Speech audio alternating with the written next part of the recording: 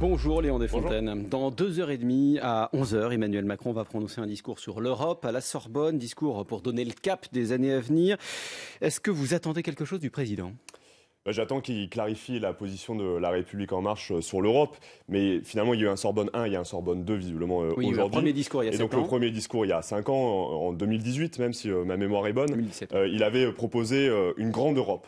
D'ailleurs il proposait à demi-mot, sans le dire, sans utiliser ces termes, une Europe fédéraliste.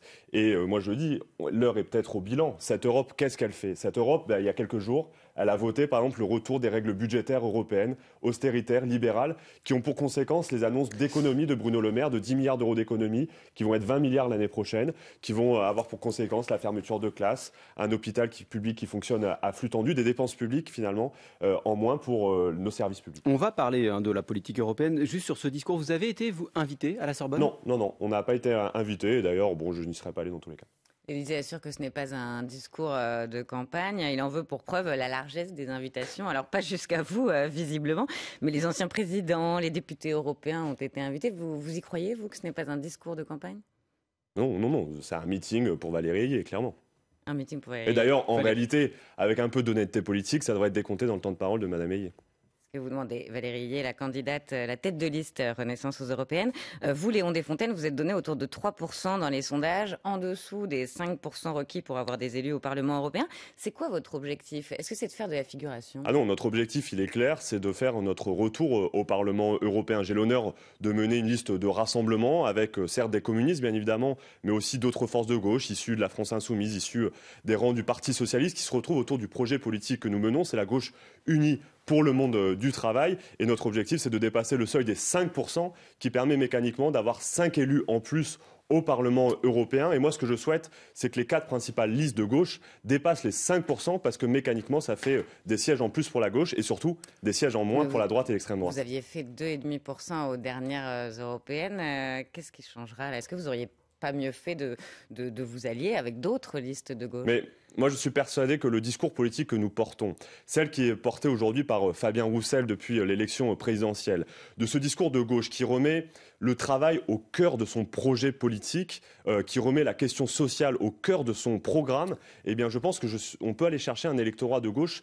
qui ne se sent plus aujourd'hui représenté par les responsables politiques de la gauche. Vous parlez de la question sociale, ça veut dire que pour vous, LFI, les Insoumis, ils ne parlent pas de la question sociale, c'est ça qui vous distingue ? En tout cas, ils n'en font pas une priorité. Pour certains, aujourd'hui, à gauche, la campagne européenne se résume à un enjeu autour de l'Ukraine, d'autres autour de la Palestine. Bien évidemment, ce sont 2 sujets importants et nous les traitons. Mais moi, j'assume complètement. Je veux faire de la question sociale ma priorité. Et aujourd'hui, je pense aux familles. On est le 25 avril qui, dans 2 jours, feront les courses et qui auront du mal à remplir leur caddie. Moi, c'est à eux que je veux m'adresser dans cette campagne européenne. Je veux leur dire qu'on peut agir à l'échelle européenne pour leur pouvoir d'achat. Je pense aussi à celles et ceux qui roulent dans des voitures créées par le groupe Stellantis, par exemple, et qui voient le patron de Stellantis, monsieur Carlos Tavares, son salaire à 36 millions d'euros par an. 36 millions d'euros. Dans quel monde nous pouvons vivre ? Dans quelle Europe nous pouvons vivre où quelqu'un peut gagner un salaire à 36 millions d'euros alors que son salaire est 500 fois supérieur en moyenne au salaire des salariés de son groupe. Mais encore une fois, sur ce qui vous distingue, Raphaël Glucksmann, c'est l'Ukraine pour vous, Manon Aubry, c'est la Palestine. Vous, c'est quoi ? C'est la question sociale, c'est la question de la production, la question du travail surtout. Moi, je le dis, l'enjeu principal, je vais parler concrètement. L'enjeu concret de cette campagne européenne, c'est en effet d'agir pour le pouvoir d'achat des Françaises et des Français et davantage de justice sociale. Sur le patron de Stellantis, Carlos Tavares, 36 millions d'euros par an, c'est son salaire. Il est en moyenne 500 fois plus élevé que les salaires de son entreprise. Eh bien, on avait une proposition pendant la campagne présidentielle, c'était de limiter les salaires de 1 à 20.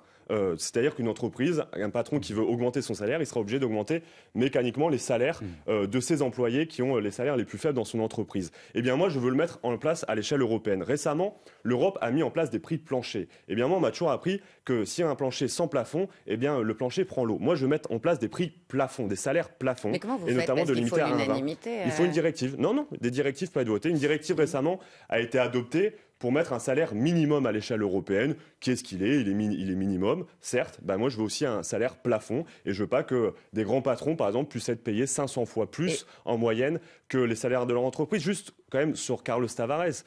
36 millions d'euros, je compare par exemple aujourd'hui avec un très grand chirurgien français qui, je pense, a un métier bien plus indispensable que celui de M. Tavares. Eh bien, un grand chirurgien français est plus proche du salaire d'un smicard que de M. Tavares. Je pense que ce salaire est exorbitant. Et d'ailleurs, M. Tavares nous invitait lui-même en disant « Mais si aujourd'hui je peux augmenter mon salaire, c'est parce qu'il n'y a aucune loi qui ne me contraint à faire le contraire. » Mais si vous Donc faites ça au niveau européen, moi, je propose de elles vont légiférer. délocaliser, non? Elles iront ailleurs? Elle est déjà ailleurs, son entreprise. Elle est installée aux Pays-Bas, son entreprise. Oui. Et c'est ça le problème, c'est qu'aujourd'hui, on a dans l'Union européenne une liste de paradis fiscaux. Hors de l'Union européenne. De paradis fiscaux. Mais moi, je dis chiche. Est-ce que vous êtes prêt à vous passer du marché français? Est-ce que vous êtes prêt à vous passer du marché européen? Et surtout Stellantis, quand même. L'État est actionnaire. L'État a son mot à dire sur cette entreprise. Et d'ailleurs, l'État devrait avoir plus son mot à dire sur le salaire justement de Carlos Tavares. Quand même, le seul bilan de Carlos Tavares, c'est le licenciement, la suppression de 26 000 emplois dans Stellantis. Et pour ça, il est payé 36 millions d'euros par an. Je pense que son boulot n'est non seulement pas indispensable, deuxièmement, on peut trouver des gens beaucoup plus efficaces que lui, et surtout, je pense que son salaire est bien trop exorbitant pour le métier qu'il fait. Léon Desfontaines, puisque la question sociale est votre priorité, dites-vous, en 2 jours, 2 accords ont été trouvés à la SNCF et dans l'aérien, très favorables à chaque fois pour les salariés, après des menaces de grève. Les cheminots, par exemple, pourront partir 18 mois avant le terme prévu par la loi, en continuant de percevoir 75% de leur salaire. Qu'est-ce que vous répondez à ceux qui estiment qu'on achète la paix sociale pour les ponts du mois de mai, pour sauver les Jeux Olympiques aussi? Je salue le fait qu'on ait encore un peu de démocratie sociale dans ce pays et que visiblement les discussions entre partenaires sociaux arrivent à avancer, à trouver des points d'intérêt commun et arrivent à avoir des avancées et pour l'entreprise et pour les salariés. Je pense que c'est une très bonne chose. Le sens de ma question, c'était est-ce que la menace d'une grève, y compris pendant les Jeux Olympiques, comme le font les syndicats, c'est de bonne guerre ou c'est du chantage?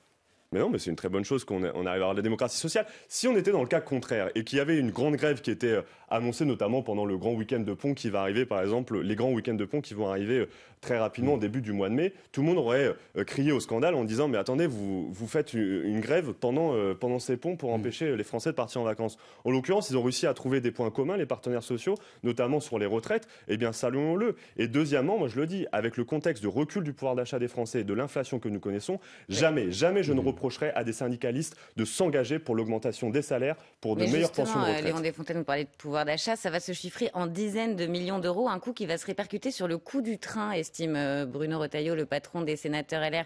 C'est le prix à payer, ça? Est-ce que ça risque pas de retomber sur le contribuable? Mais baissons les taxes aujourd'hui de péage, de droits de péage qui existent par exemple sur les trains qui font que ces billets de train sont beaucoup plus chers par exemple que les prix de l'avion. Des taxes qui servent aussi à investir dans le ferroviaire. On a des enjeux, mais moi sur l'investissement dans le ferroviaire, on a énormément de propositions que nous avons mis sur la table. Et notamment le fait que par exemple la Banque Centrale Européenne pourrait directement créer un fonds de développement, c'est-à-dire qu'elle créerait une manne d'argent qui permettrait justement d'investir dans des grandes infrastructures ferroviaires permettant de développer massivement les lignes à grande vitesse, le fret ferroviaire, mais aussi les lignes du quotidien. Mais en revanche, ça ne doit pas se faire au détriment des usagers. Léon Desfontaines, tête de liste du Parti communiste pour les européennes. On vous retrouve juste après le fil info 8h41. Mathilde Romagnan. Il va détailler une série de mesures pour passer à une Europe plus souveraine et plus puissante selon les termes de l'Elysée. Emmanuel Macron donne ce matin à partir de 11h un grand discours sur l'Europe à la Sorbonne à Paris, à un peu plus d'1 mois des élections européennes. Le principal syndicat des aiguilleurs du ciel a levé son préavis de grève, mais le trafic aérien reste très perturbé aujourd'hui en France et en Europe. L'aéroport le plus touché, c'est celui de Paris-Orly. Les 3/4 de ses vols sont annulés. Un autre syndicat de contrôleurs aériens annonce ce matin maintenir, lui, son préavis de grève. Suspension de la fonction problématique du réseau social TikTok Lite. Cette fonction est accusée par Bruxelles de favoriser l'addiction des utilisateurs. Elle les récompense pour leur temps passé devant les écrans. Les ailes du Moulin Rouge, ce mythique cabaret de Paris, se sont effondrées cette nuit. L'incident n'a pas fait de blessés. On ne connaît pas encore les raisons de cette chute. Un périmètre de sécurité a été mis en place dans le secteur. France Info. Le 8-30 France Info, Agathe Landré, Jérôme Chapuis. Toujours avec Léon Desfontaines, tête de liste Parti communiste gauche unie aux européennes. Après des années de débats, le Parlement européen a adopté enfin le pacte asile et immigration. Alors c'est un texte qui prévoit notamment un filtrage préalable des migrants aux frontières extérieures de l'UE, une procédure accélérée pour examiner les demandes d'asile aussi. Si vous étiez député européen, est-ce que vous l'auriez voté ce pacte? Non, je ne l'aurais pas voté, malgré le fait qu'il y a des avancées notoires, nous le disons dans ce texte, mais il y a des lignes rouges qui ont été qui ont été franchis pour nous, notamment le fait de laisser la gestion de nos frontières et notamment des flux migratoires à des pays limitrophes à l'Union européenne et notamment à des autocraties. Je pense notamment à la Turquie d'Erdogan. Et moi, je pense qu'en tant qu'Union européenne qui partage des valeurs des droits de l'homme, humanistes, on ne peut pas laisser M. Erdogan gérer l'afflux de dizaines de millions de migrants dans son pays et fermer les yeux sur la manière dont il gère cela. Et donc, bien évidemment, j'aurais voté contre pour cette raison. Mais est-ce qu'il faut Fabien Roussel, et qui dénote d'ailleurs à gauche avec ce discours, a appelé plusieurs fois à renforcer la protection des frontières. Mais vous auriez voté contre ce pacte que les Européens qui l'ont voté présentent aussi comme une avancée énorme au niveau européen. Donc vous proposez quoi à la place ? Sur l'immigration, aujourd'hui, moi, mon problème, c'est que les camps s'opposent autour de deux choses qui reposent sur des mensonges. Premièrement, ceux qui nous promettent les zéro immigration, comme Giorgia Meloni en Italie et ses alliés d'extrême droite, notamment M. Bardella, ici en France. Giorgia Meloni a dit on installe un blocus maritime en Italie et on va empêcher les migrants d'arriver à Lampedusa en Italie. Résultat, ça ne fonctionne pas, ça a arrosé les réseaux de passeurs et fait grandir les réseaux mafieux. Et elle se retrouve aujourd'hui à appeler l'Union européenne à l'aide pour gérer les flux migratoires et elle va régulariser des centaines de milliers de sans-papiers. Et deuxièmement, il y a ceux qui nous disent qu'il faut supprimer l'ensemble des frontières, des no borders. Sauf preuve du contraire, un État, ça a toujours eu des frontières et ça continuera à avoir des frontières, certes pour les migrants, mais aussi pour gérer, on a tendance à l'oublier, les flux de marchandises et de capitaux. Moi, ce que je dis, c'est qu'il faut accueillir avec dignité et humanité celles et ceux qui fuient la guerre, la misère, bien évidemment, mais il faut aussi mener une politique d'intégration, c'est-à-dire que l'État doit mettre tout en place pour permettre à celles et ceux qui ont vocation à rester sur le territoire français de devenir des Français. Donc ça veut dire leur offrir certes une formation, mais ça veut aussi dire que ceux qui travaillent, ceux qui produisent des richesses, ceux qui tiennent le pays à bout de bras, notamment certains services publics, je pense à l'hôpital, eh bien ils puissent travailler dans les mêmes conditions que l'ensemble des Français. Et c'est pour cela qu'on propose la régularisation des travailleurs sans papier. Et enfin, il faut engager une coopération. C'est le grand oubli, cette coopération. Des gens aujourd'hui émigrent de leur pays parce qu'il y a un taux d'électrification très bas, parce qu'ils n'ont pas accès à l'électricité, pas accès à une formation, pas accès à une université. Eh bien moi, je pense qu'on doit changer notre rapport à l'espace méditerranéen et à l'Afrique. Et notamment, il faut remettre à l'ordre du jour l'électrification de l'Afrique pour permettre aussi que ce pays puisse se développer et changer notre rapport à l'ensemble de ces pays. Léon Desfontaines, si on vous écoute bien, il faut des frontières, on ne peut pas accueillir tout le monde, ce qui signifie qu'il faut des expulsions. Est-ce que c'est ce que prévoit le cadre européen qui a été adopté, la manière dont on examine les cas et ensuite comment on renvoie les personnes qui n'entrent pas dans le cadre de l'asile, par exemple, chez elles? Tout à fait. Mais ça, je l'ai dit, ce texte, pour moi, a des avancées. La ligne rouge qui a été franchie, c'est celle de dire que Erdogan va gérer des dizaines de millions, de vies dans son pays. Erdogan, sauf preuve du contraire, c'est une dictature, c'est une autocratie, et bien sûr, il est inimaginable, inconcevable même que ce pays puisse gérer nos frontières. L'Union européenne a des frontières, la France a des frontières, il faut qu'elle puisse les gérer. Léon Desfontaines, les députés européens ont voté hier une révision de la PAC, la politique agricole commune, qui supprime ou assouplit certaines règles écologiques à l'origine de la colère des agriculteurs ces derniers mois partout en Europe. C'est un recul sur le plan environnemental ou c'est du pragmatisme tout simplement? C'est l'écologie rationnelle et pragmatique. Moi je l'ai toujours dit sur l'agriculture, pas d'interdiction sans solution. Je l'ai dit, mais en réalité ce sont les agriculteurs qui me l'ont dit et qui nous le disent. Pas d'interdiction sans solution. Il faut que la PAC se repose autour de deux piliers, deux principes fondamentaux. Un, l'impératif environnemental. Deux, la souveraineté alimentaire. L'enjeu de la PAC, c'est de retrouver notre souveraineté alimentaire. Donc parallèlement à cette PAC, en revanche, ce que j'aimerais que des députés européens, c'est qu'ils remettent en cause l'ensemble des accords de libre-échange qui ont pour conséquence une mise en concurrence déloyale de nos agriculteurs avec les agriculteurs du monde entier, comme c'est le cas par exemple avec le Chili, avec le Canada, avec la Nouvelle-Zélande. Mais certains accords de libre-échange profitent aussi aux agriculteurs. Vous dites quoi, par exemple, aux exportateurs de fromage, aux exportateurs de vin qui ont bénéficié de l'accord de libre-échange entre l'Union européenne et le Canada? Je leur dis, ne vous inquiétez pas, les Canadiens y arriveront beaucoup moins à se passer du vin et du fromage français que nous, de leur bœuf élevé aux antibiotiques. Donc voilà, c'est facile, on peut remettre en cause les accords de libre-échange. L'accord de libre-échange, ça ne veut pas dire qu'il n'y aura plus d'échanges. D'ailleurs, on commerce aujourd'hui avec les États-Unis alors qu'on n'a pas d'accord de libre-échange, par exemple. Il y aura toujours des échanges. En revanche, cette concurrence déloyale qui fait qu'aujourd'hui, on importe des produits de l'autre bout de la planète qui sont produits dans des conditions sanitaires et sociales en deçà de celles que nous avons sur le territoire national et européen, eh bien, ça sera niette. Et deuxièmement, juste quand on pose la question, encore une fois, de l'agriculture, elle est intimement liée avec la question du pouvoir d'achat. Moi, je souhaite que chaque Français puisse acheter le magnifique travail de nos producteurs français, des bons légumes, de bonnes viandes, un bon vin français, à condition bien sûr d'augmenter les salaires et les pensions de retraite. Il faut les indexer sur l'inflation pour que chacun puisse acheter justement français. Et ça, c'est un des enjeux fondamentaux. Léon Desfontaines, vous dites que c'est du pragmatisme, ce recul sur la PAC des normes vertes. Est-ce qu'il faut aller plus loin que la PAC et revoir certains objectifs? La Cour des comptes européenne, par exemple, estime dans un rapport que l'arrêt des voitures thermiques neuves en 2035 sera extrêmement difficile. Est-ce que vous dites les Européens ont péché par excès d'ambition? Moi, je trouve ça problématique dans cette Union européenne. Elle décrète de belles ambitions, mais on ne donne pas les moyens de nos ambitions. Je veux dire, dans l'ensemble des autres puissances mondiales, aux États-Unis, en Chine, en Inde, lorsque le pays dit on va faire ça, eh bien, il met tout en œuvre pour pouvoir atteindre ces objectifs-là. Là, on a dit on va passer au 100% de production de voitures électriques en 2035. Est-ce que nous avons la capacité industrielle de le faire? Non. Donc la réalité, c'est que bien sûr, il faut mettre en place une clause de revoyure sur les voitures électriques, parce que si demain on doit importer ces voitures électriques de l'autre bout de la planète, et notamment de la Chine, et être dépendant du marché chinois sur la production automobile, eh bien, ça aura un effet d'autant plus dévastateur pour le social, parce que ça va développer le chômage, et également pour notre souveraineté, et enfin pour l'environnement, parce qu'on va importer des voitures de l'autre bout de la planète. Ça veut dire, Léon Desfontaines, que si vous êtes élu au Parlement européen, vous militerez pour l'annulation de cette mesure? Pour une clause de revoyure à une année ultérieure, à partir du moment où on sera prêt. Et pour être prêt, il faut 2 piliers fondamentaux, relancer une industrie digne de ce nom qui permet de produire suffisamment les voitures dont nous aurons besoin sur le marché français et sur le marché européen. Donc ça veut dire engager une réelle réindustrialisation en matière de production automobile électrique. Deuxièmement, augmenter le pouvoir d'achat des Françaises et des Français. Il faut quand même en parler. Si demain, les voitures sont à 15-20 000 euros parce qu'une voiture électrique est plus chère et que les Français n'ont pas un coup de pouce sur leur pouvoir d'achat, eh bien, ils pourront malheureusement plus se déplacer. On vous écoute depuis tout à l'heure, on se dit que vous faites partie des gens qui sont de plus en plus nombreux en Europe à dire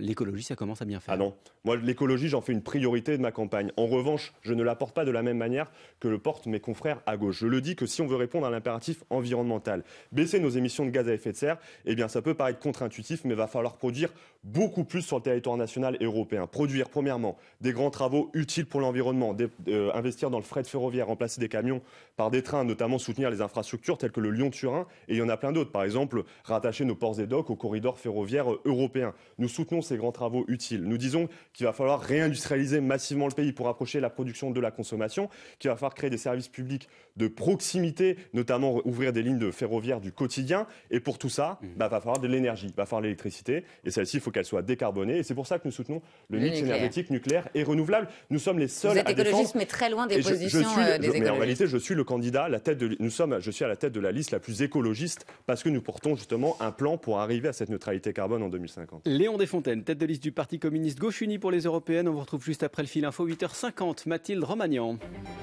Le trafic aérien est très perturbé aujourd'hui malgré la levée du préavis de grève des aiguilleurs du ciel par le principal syndicat. Les vols annulés, le reste. Paris-Orly, le deuxième aéroport français, est le plus touché avec 3/4 de ses vols supprimés. Emmanuel Macron doit prononcer ce matin à partir de 11h un grand discours sur l'Europe à la Sorbonne à Paris. Le chef de l'État va détailler une série de mesures pour passer à une Europe plus puissante selon les termes de l'Élysée. Pour apaiser la colère agricole, le Parlement européen a voté hier en urgence une révision de la PAC, la politique agricole commune, avec moins de règles environnementales comme la suppression de l'obligation de jachère par exemple, une décision vivement critiquée par les associations écologistes. Pas de titre de champion de France pour le PSG pour l'instant, malgré sa victoire 4-1 face à Lorient hier soir. En match en retard de la 29e journée de Ligue 1, Monaco a battu Lille 1-0. Il manque donc un point au PSG pour décrocher son 12e titre. France Info. Le 8-30 France Info, Agathe Lambray, Jérôme Chapuis.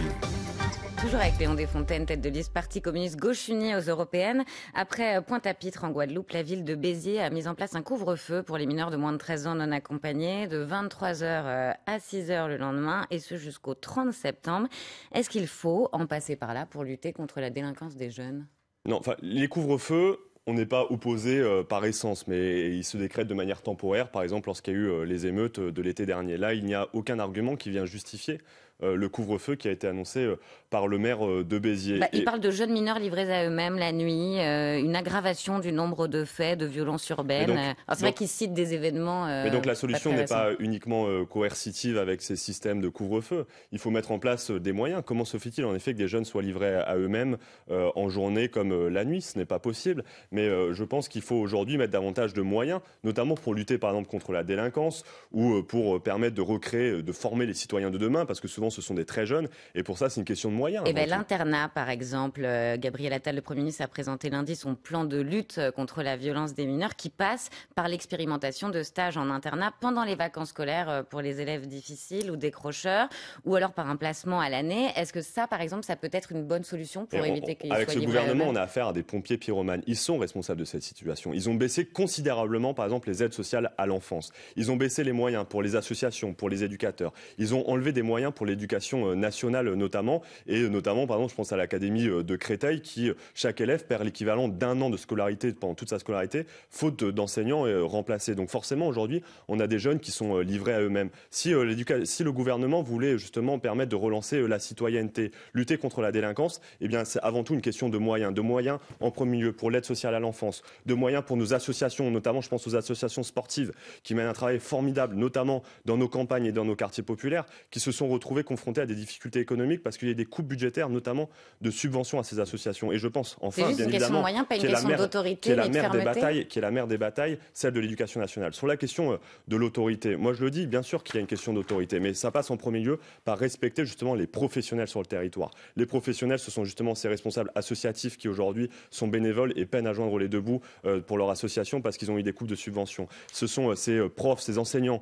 qui demandent aujourd'hui à être respectés, de pouvoir travailler dans de bonnes conditions d'un côté et avoir une revalorisation salariale pour être reconnus à leur juste valeur, au juste métier qu'ils exercent. Eh bien oui, aujourd'hui, il faut le poser. L'augmentation des salaires des fonctionnaires doit être mis à l'ordre du jour, comme le recrutement massif d'enseignants. On avait jugé qu'il fallait au moins 90 000 enseignants justement pour répondre aux demandes et notamment augmenter le temps passé à l'école, qui je pense en effet est une bonne mesure, à condition bien sûr qu'elle serve à permettre de financer des sorties, permettre de faire ses devoirs à l'école, plutôt que d'être une simple garderie comme le propose Gabriel Attal. Léon Desfontaines, encore plusieurs questions d'actualité dans les quelques minutes qui nous restent. La patronne des députés LFI, Mathilde Panot, va être entendue dans une enquête pour apologie du terrorisme, après avoir été convoquée par la police avant-hier mardi. Est-ce que ça vous choque ?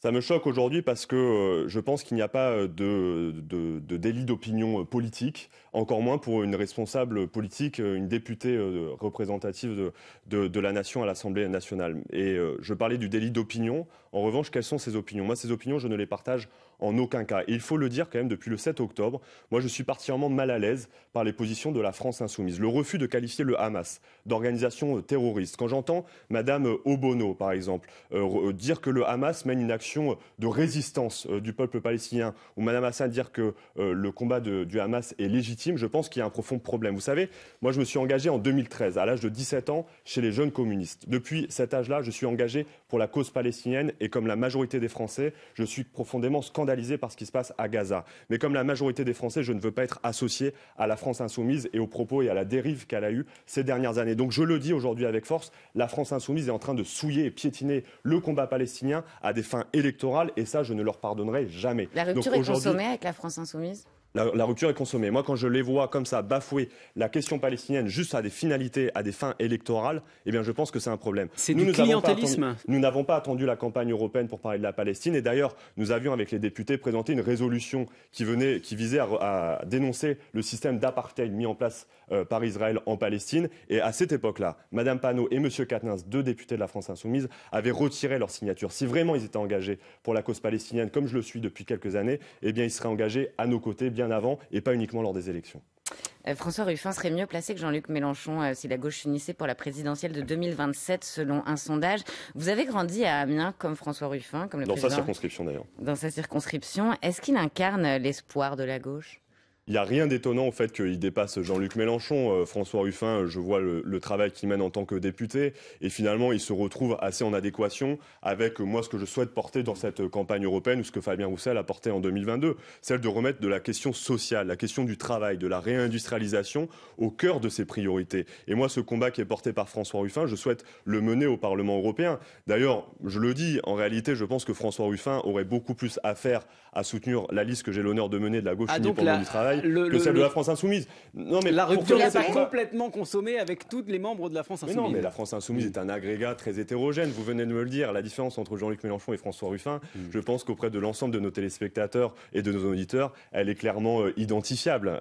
Et notamment, moi, je salue le fait que François Ruffin, comme Fabien Roussel d'ailleurs, essaye de remettre la question du travail, de la gauche du travail, de la question sociale au cœur de son projet. Et d'ailleurs, il faut regarder. Je connais très bien cette circonscription. Marine Le Pen était en progression lors de l'élection présidentielle et il a réussi, comme Fabien Roussel dans sa circonscription d'ailleurs, à faire résistance à la vague du Rassemblement national. Parce que justement, cette gauche qui remet la question du travail au cœur de son projet, c'est cette gauche-là qui arrivera demain à faire reculer l'extrême droite, j'en suis persuadé. Et c'est le combat que je souhaite mener dans cette campagne européenne. Donc on verra si les communistes s'effacent derrière François Ruffin en 2027. C'est pas impossible quand on vous écoute. Il y a une campagne européenne, en tout cas, cette gauche du travail, moi je souhaite qu'elle prenne le plus de place possible. Ça c'est clair. Merci Léon Desfontaines, tête de liste Parti communiste Gauche Unie pour les européennes. Merci d'avoir été l'invité du 8-30 France Info.